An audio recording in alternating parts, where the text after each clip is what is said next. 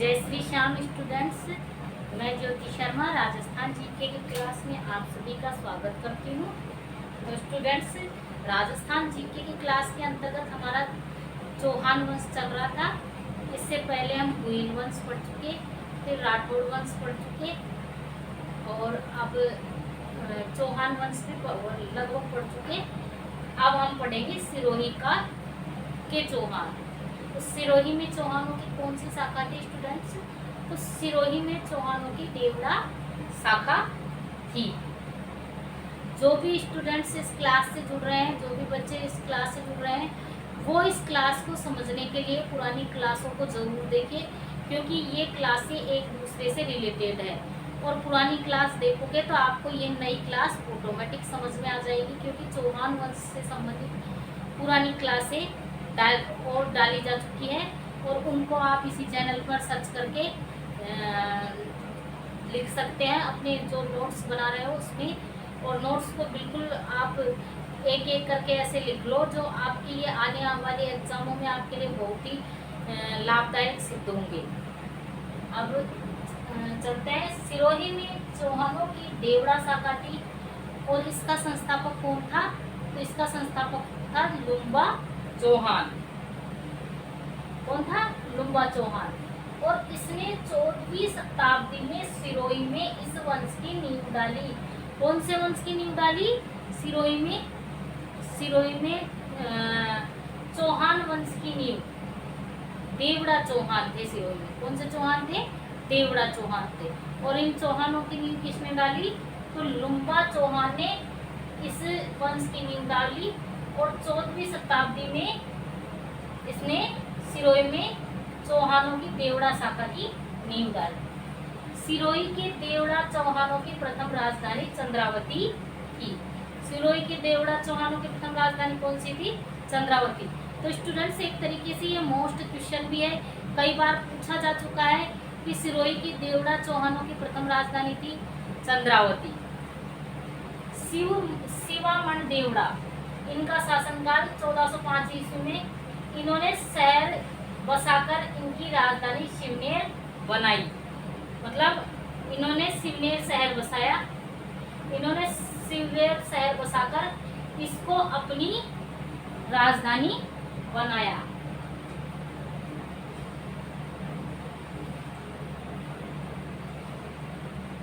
इसको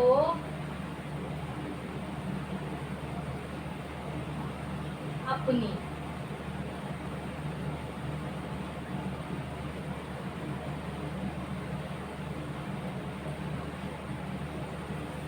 राजधानी बनाया।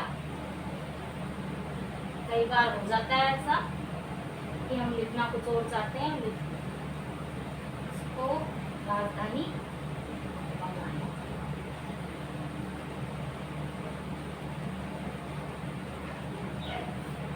किसको राजधानी बनाया? शिवामण ने। शिवामण ने शिवनेर शहर बसाया पहले तो, और शिवनेर शहर बसाकर इसको अपनी राजधानी बनाया। कौन सी राजधानी बनाया? शिवनेर। उसके बाद शासक आते हैं सहसमल देवड़ा। कौन से शासक? सहसमल देवड़ा।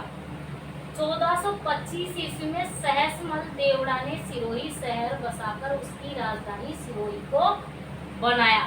तो ऐसा क्वेश्चन आ भी सकता है, कई बार आया हुआ भी है कि सिरोही किसने बसाया? तो सिरोही को सहसमल देवड़ा ने बसाया था और उसने सिरोही बसाकर सिरोही को क्या बनाया? अपनी राजधानी बनाया। किसने? सहसमल देवड़ा ने। जगमाल देवड़ा। जगमाल का विवाह मेवाड़ के रायमल की पुत्री आनंदीबाई के साथ हुआ। ये जगमाल देवड़ा जो सिरोही के शासक है, इनका विवाह मेवाड़ के जो रायमल है उनकी पुत्री थी आनंदीबाई, उनके साथ इनका विवाह हुआ था। आनंदीबाई महाराणा सांगा पृथ्वीराज सिसोदिया की बहन थी। पृथ्वीराज को इतिहास में उड़ना राजकुमार के नाम से भी जाना जाता है।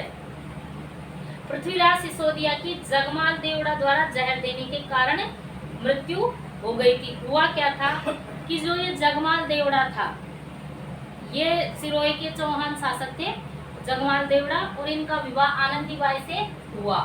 और आनंदी बाई क्या थी?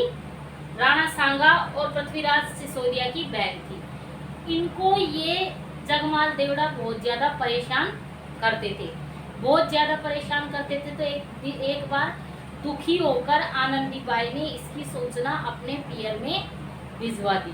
अपने पियर में ये सूचना भिजवा दी।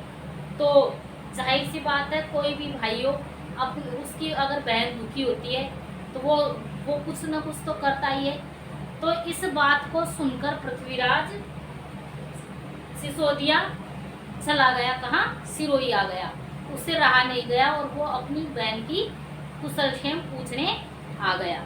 अब बहन की कुशल क्षेम पूछने आ गया तो सिरोही एक छोटी सी रियासत, और पृथ्वीराज तो इतनी बड़ी रियासत के शासक तो नहीं थे उस टाइम, लेकिन इतनी बड़ी रियासत के राजकुमार थे। तो जाहिर सी बात है कि वो तो डरते ही थे उनसे। तो उन्होंने, पृथ्वीराज ने जो जगमाल देवड़ा है, एक तरीके से उनको धमकी दी या प्यार से समझाया कि तुम ऐसा मत करो मेरी बहन के साथ, वरना अच्छा नहीं होगा। इस तरीके से उन्होंने उसको, जगमाल देवड़ा को समझाया। लेकिन जगमाल देवड़ा के बात समझ में नहीं आ रही थी और उसने कूटनीति से काम लिया और उसने मतलब मधुर संबंध बनाने का दिखावा किया पृथ्वीराज के साथ। ऐसा ढोंग किया, ऐसा दिखावा किया कि जैसे वो पृथ्वीराज जो समझा रहा है उसकी सारी बातों को मान रहा है और बिल्कुल वो पृथ्वीराज के कहे अनुसार ही करेगा। ऐसा ढोंग पाखंड करके उसने पृथ्वीराज के लिए जहर के लड्डू बनवाए। पृथ्वीराज को जहर के लड्डू बनवाए और उनको कुछ दिन अपने पास सिरोही में रखा कि आप सिरोही में रहिए और आप अपनी बहन की कुशल क्षेम भी देख जाइए। अब जब तक पृथ्वीराज रहा तो उसने अपने व्यवहार में चेंज कर लिया, परिवर्तन कर लिया और उस हिसाब से रहने लगा है कि जैसे भाई नॉर्मल इंसान रहता है वैसे। और जब पृथ्वीराज जाने लगा तो उसको वो जहर वाले लड्डू दे दिए और ये कह दिया कि आपको रास्ते में कहीं भूख लगे तो इन लड्डुओं को आप खा लेना। अब पृथ्वीराज उन लड्डुओं को अपने साथ ले गया और रास्ते में जब उसको भूख लगी तो उसने उन लड्डुओं को खा लिया और उन लड्डुओं को खाने के कारण उनकी क्या हो गई? मृत्यु हो गई, क्योंकि वो जहर के लड्डू थे। इस प्रकार पृथ्वीराज सिसोदिया की क्या हो गई? मृत्यु हो गई। ये मेवाड़ राजवंश से संबंधित थे, मेवाड़ राजवंश के थे। और जो पृथ्वीराज सिसोदिया है, इनकी छतरी कहाँ पर बनी हुई है? तो कई बार ऐसा प्रश्न आया हुआ है कि पृथ्वीराज सिसोदिया की छतरी कहाँ पर स्थित है। तो पृथ्वीराज सिसोदिया की छतरी कुंभलगढ़ दुर्ग में बनी हुई है। कहाँ पर बनी हुई है? कुंभलगढ़ दुर्ग में। उसके बाद नेक्स्ट शासक है सुल्तान देवड़ा। सुल्तान देवड़ा तथा अकबर के मध्य 1583 ईस्वी में दत्तानी का युद्ध हुआ था।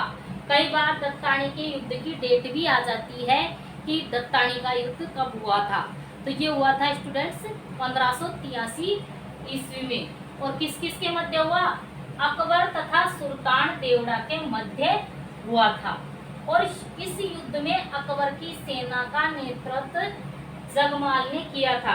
कौन से जगमाल ने किया था? इस युद्ध में अकबर की सेना का नेतृत्व जगमाल ने किया था, जो कि महाराणा प्रताप के भाई थे। कौन थे? महाराणा प्रताप के भाई जगमाल ने इस युद्ध का नेतृत्व किया था अकबर की तरफ से। देखो, अब मुगलों की नीति हर जगह भाई को भाई से लड़वाना, हर जगह भाई को भाई से कटवाने की थी। और यहाँ भी एक तरीके से भाई लड़ रहा था, राजपूतों से राजपूत लड़ रहे थे। तो हो गई ना भाई से भाई को कटवाने की नीति। और जो जगमाल है वो इस युद्ध में लड़ता हुआ मारा गया। इस युद्ध में अकबर के दरबारी कवि दुर्सा आडा भी शामिल था। दुर्सा आडा जो अकबर के दरबार में रहता था और कविताएं लिखता था, वो भी शामिल था, जो बाद में सुल्तान देवड़ा के दरबार में रहा था। हुआ क्या था कि इस युद्ध में जगमाल युद्ध करते हुए मारा गया। एक तरीके से इस युद्ध को सुल्तान देवड़ा ने जीत लिया था। सुल्तान देवड़ा ने इसको जीत लिया था। और जो ये था महाराणा प्रताप का भाई, वो क्या जगमाल, युद्ध करते हुए मारा गया। और अकबर की लगभग सेना इसमें मारी गई थी। इधर से भी दोनों तरफ से सेना मारी गई थी। तो जो ये सुल्तान देवड़ा है, सुल्तान देवड़ा का एक सेनापति था। तो वो क्या कर रहा था कि जो भी सैनिक घायल अवस्था में पड़े थे या जो से मूर्छित थे, उन सैनिकों को हिला हिला के वो देख रहा था। और जो खुद के सैनिक थे उनकी मरहम पट्टी कर रहा था, उनको पानी वगैरह पिला रहा था। और जो अकबर के सैनिक थे वो अधमरे थे, उनको दोबारा से मार रहा था। ये कार्य उसका सुल्तान देवड़ा का सेनापति कर रहा था। तो जब वो सेनापति दुर्सा आडा के पास गया तो दुर्सा आडा को उसने हिला के देखा तो दुर्सा आडा थोड़े मूर्छित अवस्था में थे। मूर्छित जब दुर्सा आडा को होश आया तो वो उसको मारने लगा सेनापति। तो उसने कहा कि मुझे मत मारो। मुझे क्यों मारते हो? क्योंकि राजपूत कभी ब्राह्मण, स्त्री और चारणों पर हाथ नहीं उठाते।